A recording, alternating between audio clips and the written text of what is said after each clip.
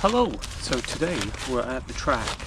I have a half marathon on Sunday, and so I'm trying out some shoes to see what I might wear for this race. Now that is a good looking trainer, isn't it?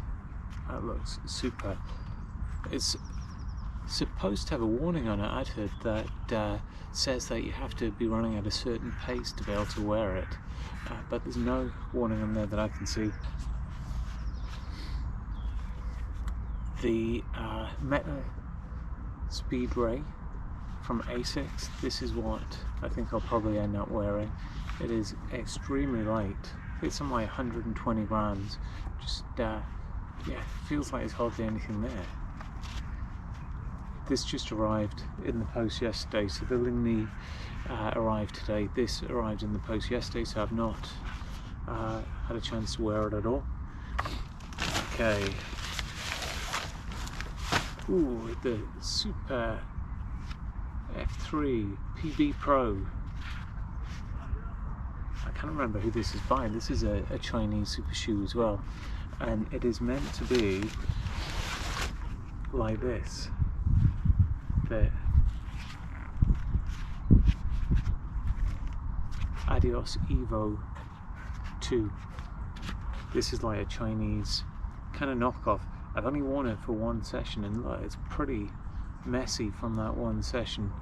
And these I've had for 6 months, but I've never worn, because again, you have to really be prepared to run a certain speed in them, and I just didn't think that I could maintain the form that I would need when I was doing marathons in the autumn. So it's a contender, but I might save that for a race a bit later on in the season when I might be standing a better chance of getting the kind of time that I'd want to.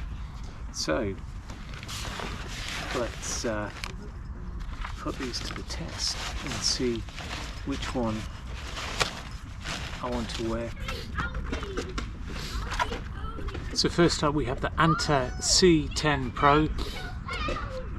That is a sexy shoe, isn't it? Absolutely beautiful. Looks incredible.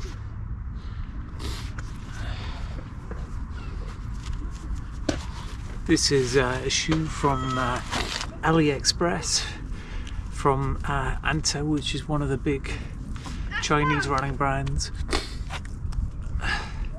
That is super sexy. The tongue on it is quite nice, actually. It's like a felt material.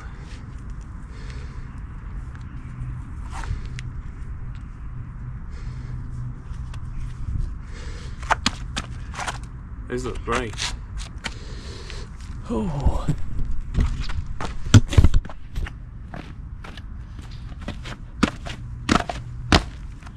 Feel good. Bit of a clop on them.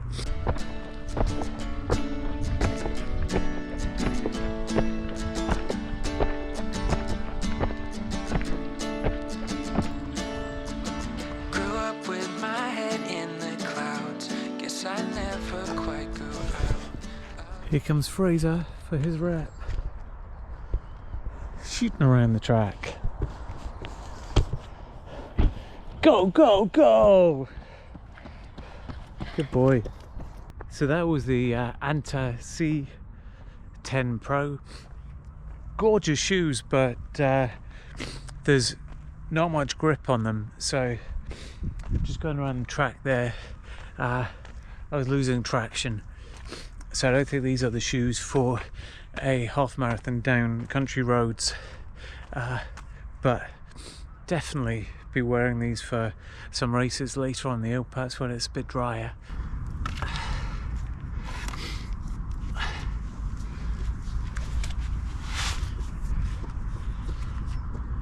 Beautiful shoes. And next we are going for straight out the box Asics. My nice Boston Marathon bag there.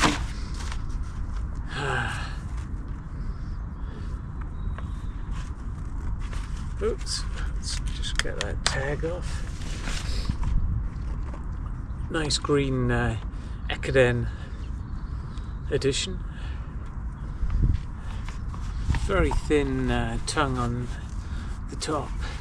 Oh, and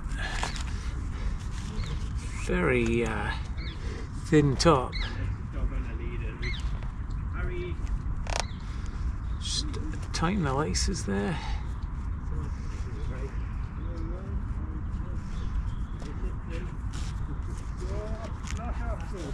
Oh. It's a paper thin little tongue on it here. Oh.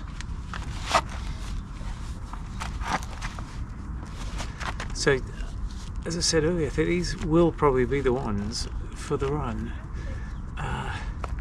They are extremely light. One thing that I've read or heard about them is that the foam is so soft that there could be some stability issues, so that's the concern. I know that it's got some grip on the bottom, so I'm hoping that it sticks to the track a bit better than these did. Shoe 2, Metaspeed Ray from Asics. Let's give it a whirl and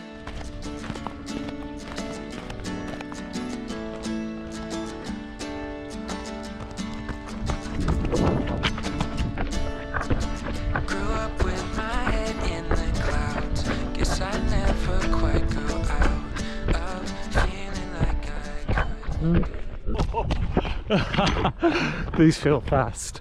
Oh my goodness, you've got quite a bounce coming off them. The grip is much better than the last shoes that I tried, and you can really feel that stack height there. Yeah, much bigger than the previous ones.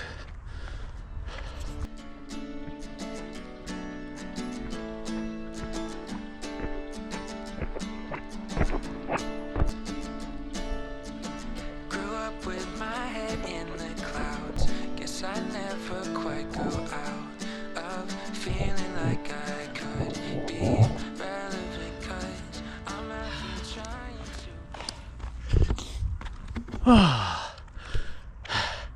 These are incredible.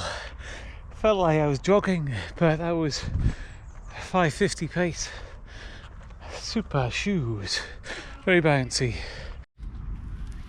I took a film of the shoe from the side I was running as well, to see how the foam is compressing. That's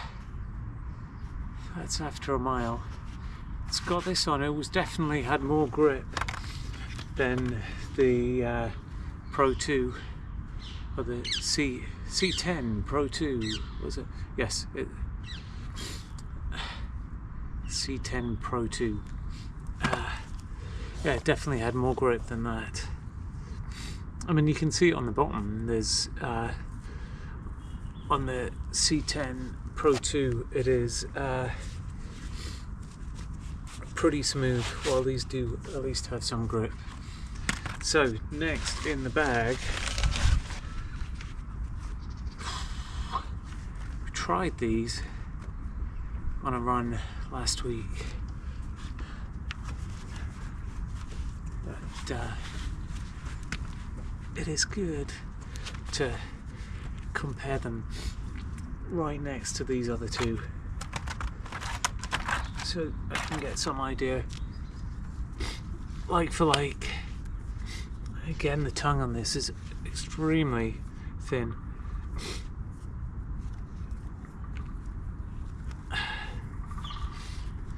Okay, one done.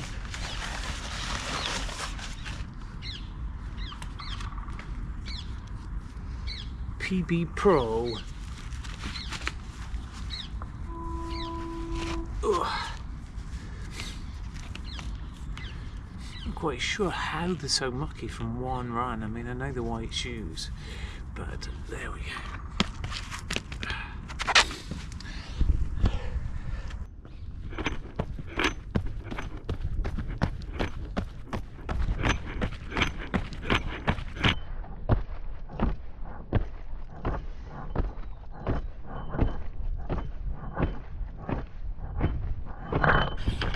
I thought this when I wore them last week for a session that at this pace, just jogging, they just feel really good, really comfortable. But I found in my last session I didn't feel like they gave as much once I started to get into pace. So I drop this camera down and then we'll do a mile.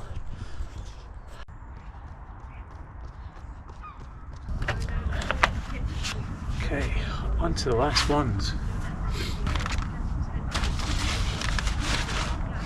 Most expensive shoes in the world.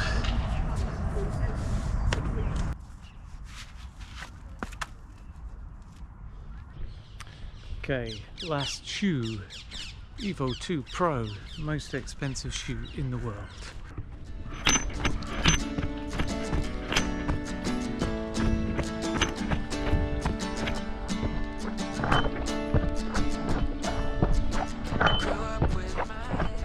Let's ditch the camera stand and do a mile.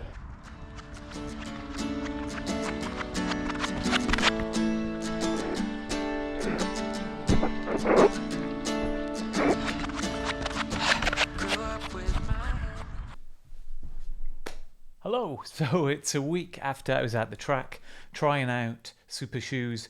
I've done my half marathon. I'm going to tell you what happened in that, but first quickly go over the shoes that I tried.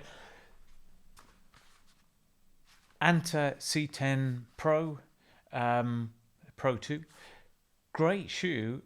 Really think that it's incredibly beautiful, as I kept on saying on the day.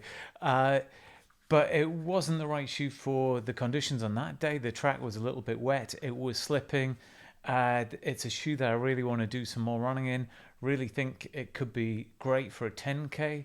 Not sure if I would risk it for a half. Definitely do some 5Ks in it because there's loads of 5Ks in the UK. But good shoe. Really pleased that I got it. But more experience needing it to really give you a proper review of it. PB Pro, as I found when I tried it in a session running some marathon pace training, I didn't feel it felt as fast as I expected based on what I'd heard about it. It's definitely not comparable to the Evo 2, but it's a lovely shoe. It's really comfortable. I want to do lots of running in it. Again, like, look at that. Look at how dirty it is after one session.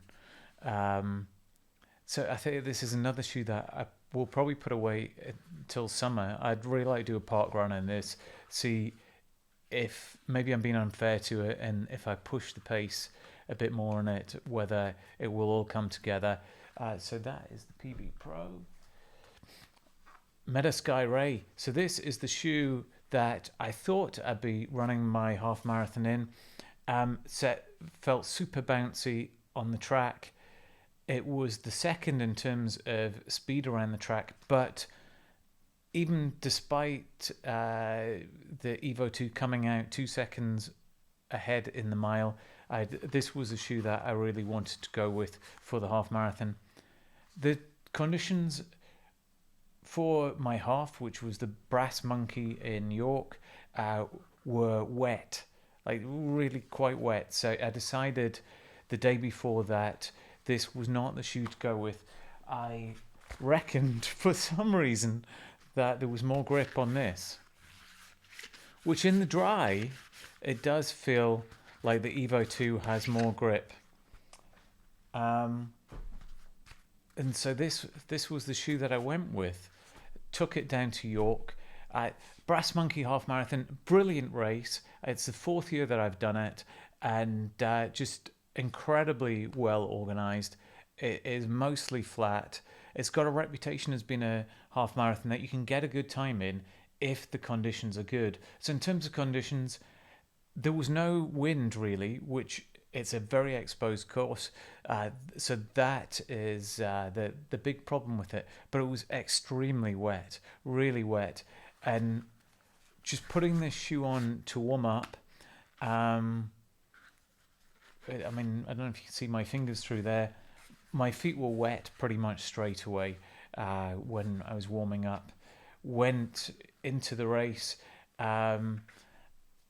with the intention of sitting just under my PB kind of pace, which was 5:53, and seeing where I was maybe at halfway. Went off in a group and ended up sitting at about 5:45 pace, and just kind of kept on thinking to myself, there's a good chance I'm going to blow up here in the second half, but I'm in a group here, so I'll stick with this.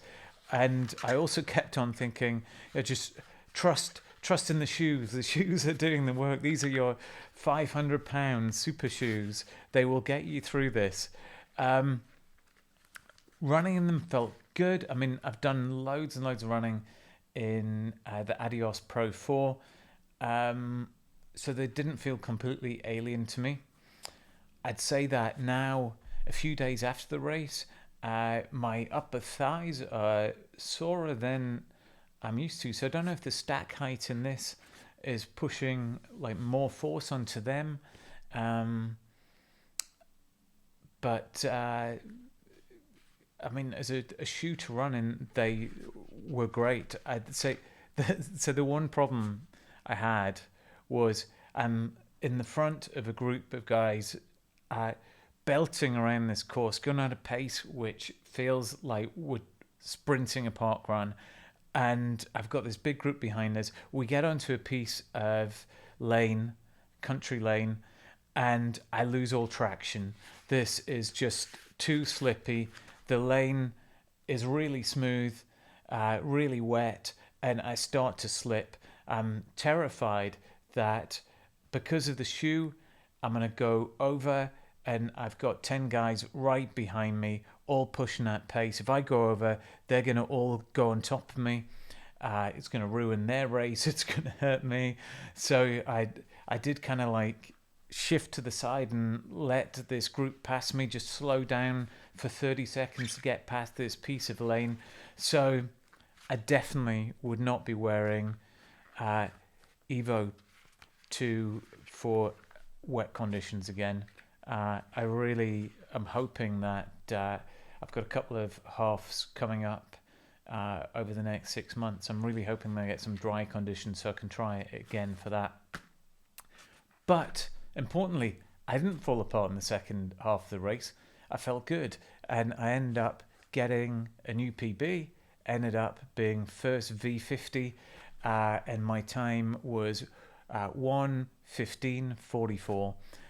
So absolutely delighted with that. I won £30, 30 British pounds, and so that is a small payment towards paying for these very expensive shoes.